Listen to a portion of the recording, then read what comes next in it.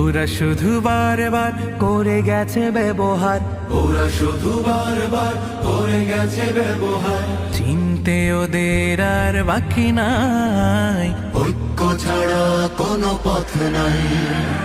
জামাত চরমনাই হেফাজত খেলাফত আমাদের ভেদাভেদ নাই।